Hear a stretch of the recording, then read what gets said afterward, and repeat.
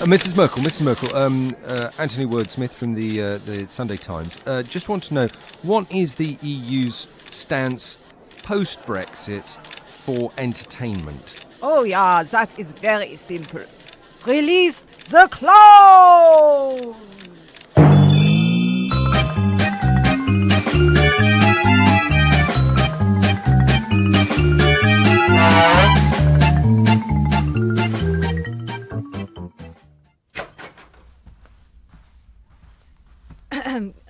Good morning, Mr. Mann. How many times?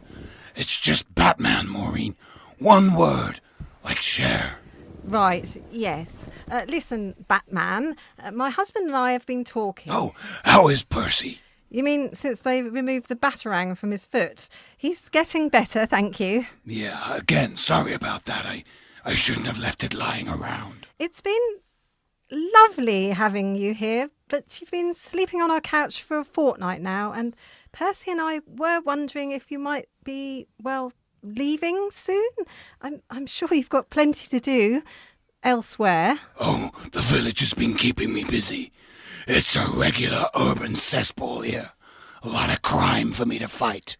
You choked the paperboy into unconsciousness. He was riding his bike, one-handed. See what I mean? Anarchy! You gotta have order, Maureen. Then there was the incident at the village fete. Poor Mrs. Cunningham hasn't been the same since you kicked her through that wall. But she started...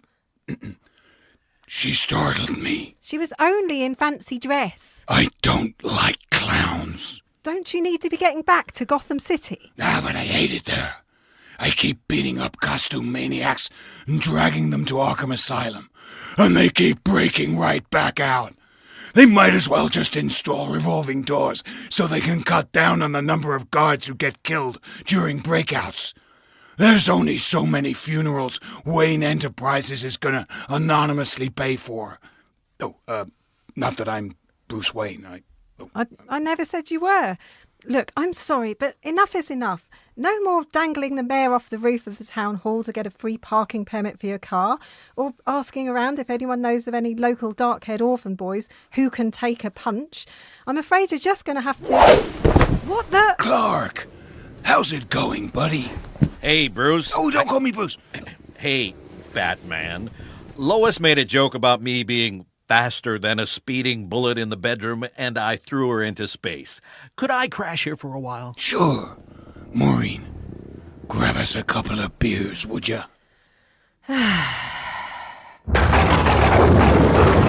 Release the clowns.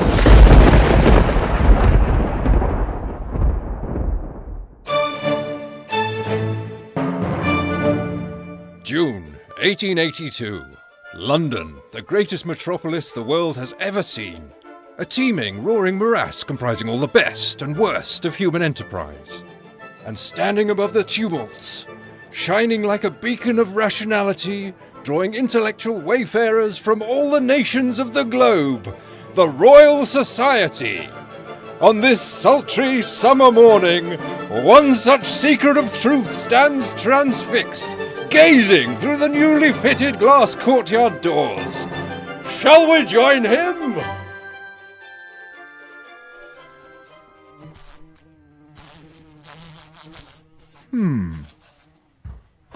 Ow! Sebastian, my dear fellow, what vexes you so? Hans, just the chap. Perhaps you can assist me in this investigation. It's this wasp here, you see. It clearly wants to go over there. Ow! But some mysterious force is preventing it. Yes, I see. So you are suggesting perhaps that there is some sort of force attracting the wasp in this direction? Ouch! But an opposing force is resisting it. Precisely, Hans. Two forces, one attracting it this way, ow, balanced by an opposing force of equal strength. How exciting. Is it possible we are on the verge of discovering not one, but two previously unknown fundamental forces? One drawing objects towards it, so... Ouch! And the other repelling them. My. I say, Sebastian, who is this fellow in the courtyard? Oh, splendid. It's my friend Yevgeny. He'll be able to help us. Yevgeny? Yevgeny? Over here? Yevgeny, old fruit, your appearance could not be more serendipitous.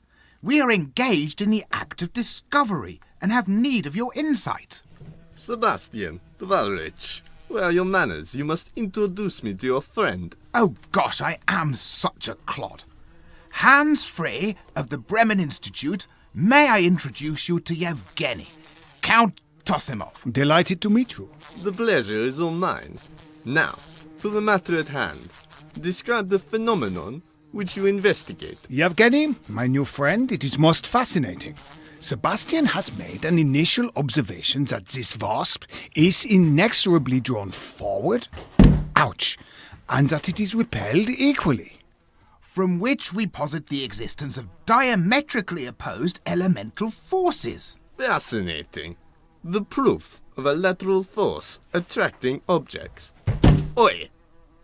And an equivalent lateral force opposing this would indeed be a significant breakthrough in our understanding of the physical world.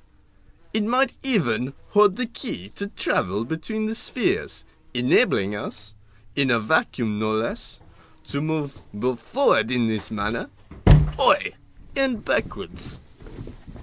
Excuse us, gentlemen. We must take this rug to the courtyard for beating. We're to beat the dust all out of it. Of course. Oi!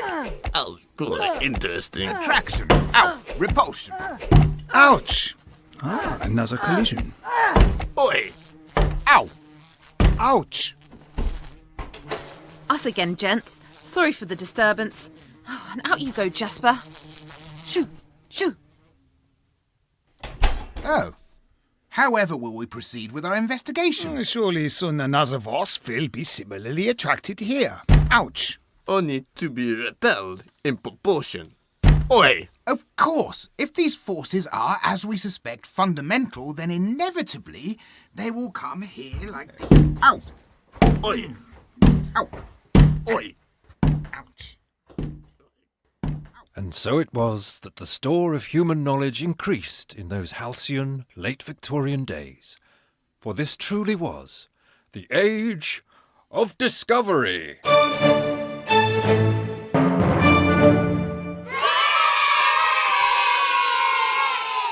Release the clowns. Welcome on board the 352 to London St Pancras. This train will call at Chesterfield, Derby, Nottingham, Leicester, and is due to arrive in London St Pancras at 5:56. Passengers wishing to alight at Chesterfield should get off the train at Chesterfield. A buffet car serving drinks and light refreshments is available on board this train. Please make your way to coach F, that's F for Freddy, for teas, coffees, beers, wines and spirits, sandwiches and light snacks. Don't forget that a cup of tea can be quite hot and you might scald your tongue slightly if you try to drink it straight away, which will make your light snack taste a bit weird and lead you to regret wasting £4.50 on a cup of tea and a Kit Kat, especially when you could have bought a thermos from home if only you could be bothered. Passengers are advised to keep their luggage with them at all times, along with any personal belongings and impersonal belongings, and possessions, bags, suitcases, coats, wallets, phones, bits and bobs, bits and pieces, this and that, and sundry items that belong to you, including, but not limited to, thermos flasks. Seat reservations are clearly marked on the digital displays above the seats. A ticket inspector will pass through the train shortly. Please note that by pass through the train, I mean walk up and down the aisle and not glide ghost-like through the very walls of the train like Patrick Swayze.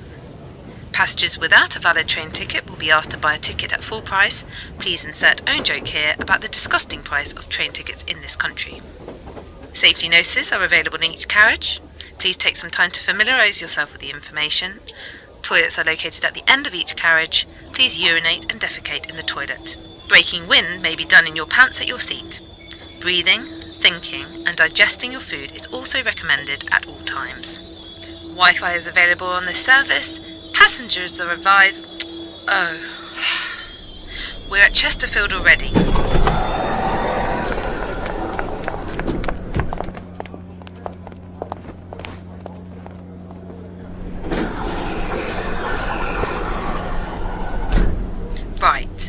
start again. Ladies and gentlemen, welcome on board the 3:59 service to London St Pancras. Release the clowns! Now, Carly, hold on tightly to Mummy's hand. Are you going to take your first steps for Mummy and Daddy? You can do it, beautiful. Go on, Carly. Just one little step. Oh my God! Did you see that? That was bloody amazing. What are you talking about? She's just fallen on her face. No, you don't understand. Carly was taking a dive. There's no way the ref would have booked her for that. What a skill to have at her age.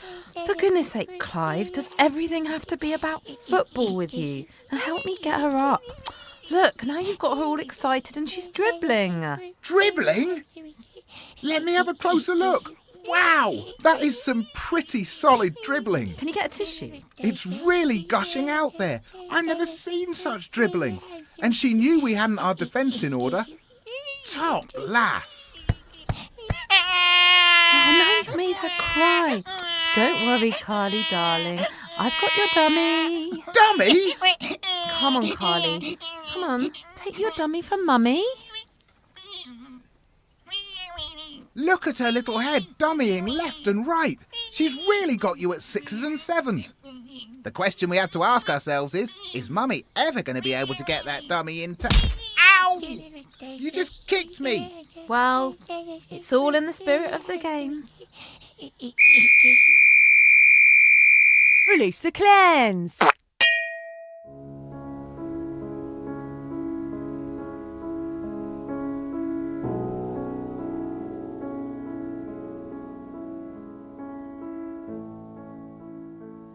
Hello, I'm Victoria Hounslow, and I'd like to take a minute or two of your time to talk to you about intonation blindness.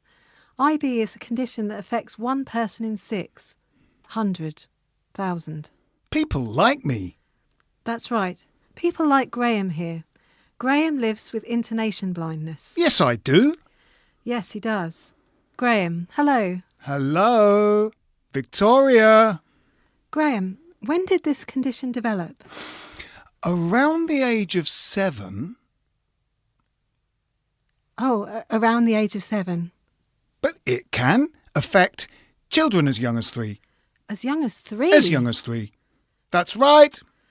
Sufferers of intonation blindness find it particularly difficult to form close or meaningful friendships. Tell me about it. Well, it's... Oh, sorry. Tell me about it. Yes. Ha, ha, ha, ha. This really... Ha, ha, ha, ha. Tragically, this really is Graham laughing. Graham, what are some of the hardships you face? People don't know if I'm being sincere or Well, that's... not. A friend of Graham's recently underwent potentially life-transforming spinal surgery. Graham, what did you say to them? Good luck walking again. Heartbreaking. But help is available. Scientists have developed the technology to reduce and in some cases eradicate the effects of intonation blindness, giving sufferers like Graham hope of living a normal life. Let's demonstrate. Hi, Graham, isn't it? How are you? I'm very well, thank you. You must be Victoria. Might I say, you're even more pretty than your profile picture.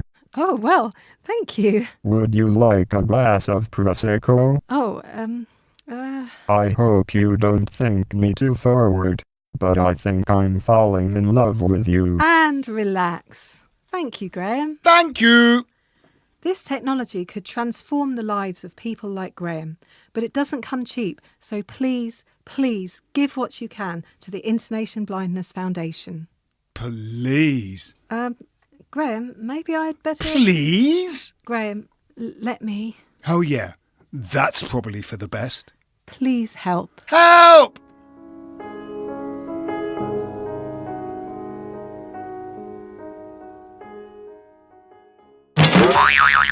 I think you should release the clients.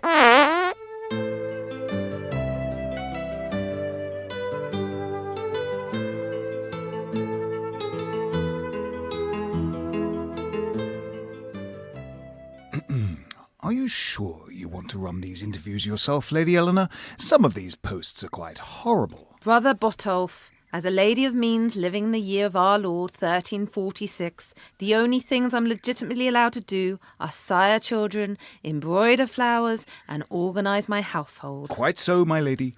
Currently his lordship is at war and is therefore unable to assault my pink fortress. And frankly, if I look at another embroidered posy, I shall take a halberd and run amok with it in the village. Yes, my lady. Interviewing peasants for a job of mucking out the lepers is the only interesting thing I've got left. So, come on. The next candidate will enter.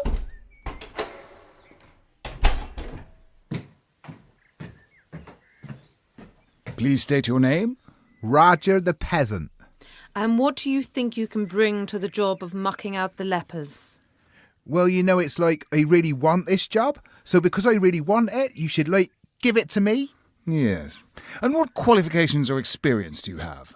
I did some work experience mucking out pigs, and pigs are a lot like lepers. That is true. I have oft said as much to the Archdeacon of Mary Le Pew. Only you can't make bacon out of lepers.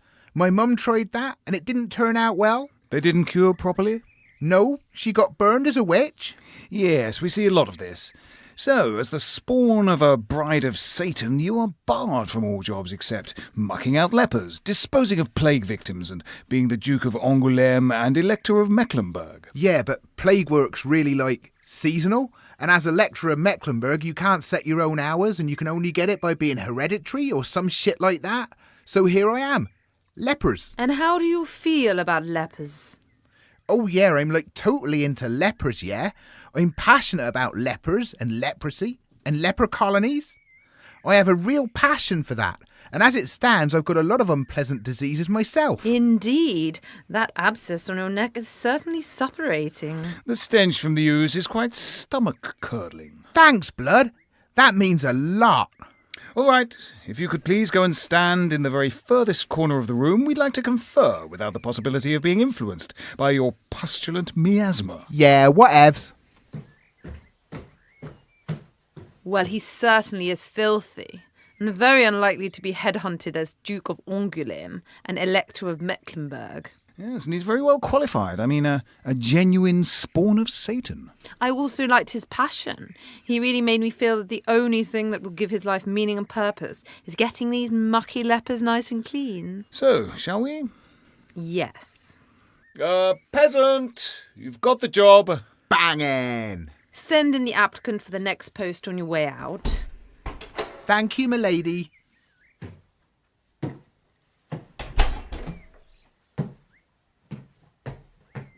Right. Name? Agnes the peasant. And what makes you passionate about shoveling shit in the stables? Release the Clown starred Phil Whelans, Holly Meachin, Casper Michaels, Joe Tilley, Karen Morden, Alex Marion, Nick Hildred, Simon Littlefield, Dan Willis, Martin Hyder and Phil Nice. It was written by Alex Marion, Nick Hildred, Phil Whelans, Joe Tilley, Rachel E. Thorne and Alex DeGrucci. The social media shaman is Dan Willis, and the show's produced by Nick Hildred and Alex Marion. Want a bit more fun? Then check out our friends at the Natural Born Storytellers podcast, or drop into their live shows at the Camden Comedy Club and Backyard Comedy for honest, hilarious and poignant tales. And finally, this week's show is dedicated to Lee Beat and the whole Beat family, who are die-hard Release the Clowns fans from Birmingham in the heart of England. Thanks for listening, guys. We really appreciate it. See you in 2.